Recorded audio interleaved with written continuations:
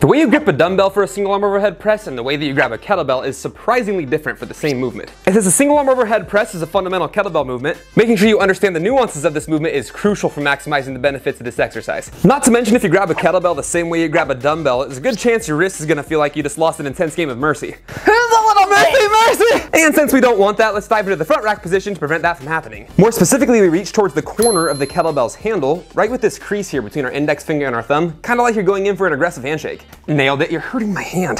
Then you take the outer portion of your forearm to this portion of the kettlebell here, which we call the horn. And once you have the outer portion of your forearm touching this portion of the horn here, you make sure that your knuckles are up towards the sky, the wrist will be slightly inside the elbow or stacked directly over the top, and just like that, you're in the perfect position to start your press. If you like that breakdown of the front rack position, smash that subscribe button and stick around to the end of the video to dial in your pressing technique. Now before we start pressing, we want to make sure that we maintain a strong neutral core position and avoid arching the back or leaning to the side. Both things could lead to unwelcome back pain. The way we accomplish this? By squeezing your glutes.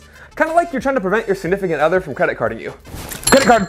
And if you give your hips a slight tuck like a dog tucking its tail while making sure that you don't flare your ribs, your core position will stay solid. And that leads us to the fun part, fam, the press. As you begin pressing from the front rack position that we covered earlier, pay close attention as your hand hits forehead height. It's at this point in the movement you're going to begin rotating through the shoulder and finish with your palm facing forward. And most importantly, with your wrist stacked over your elbow. If you find that you're pressing the bell out in front of you like this, you likely have a mobility restriction somewhere that needs to be addressed prior to safely performing this exercise. Oh, one last thing. While you're rotating through the shoulder as that hand's at forehead height, make sure the body of the bell stays stacked over the shoulder here, because as that bell drifts outside the shoulder, it can cause a lot of discomfort and sometimes even pain. And with that being said, if you follow the pointers in this video, starting by grabbing the corner of the handle and allowing it to rest across your palm at a 45-degree angle. If you maintain a solid front rack position with the wrist stacked over the elbow or slightly inside of the elbow. If you remember to squeeze your glutes and tuck your hips, and rotate through the shoulder as that hand hits forehead height, you'll have yourself a beautiful single arm overhead press and some serious strength gains on your journey with the kettlebell. So if you found these tips helpful, you have an interest in kettlebells, and you want to keep the weight off for good, like and subscribe and ring that notification bell so you're notified every single time we release a new video like this. In the meantime, I'd highly recommend watching one of these two fundamental kettlebell exercise breakdowns. That way you can start your kettlebell journey with optimal technique. Until next time, fam, stay humble, stay hungry, stay happy.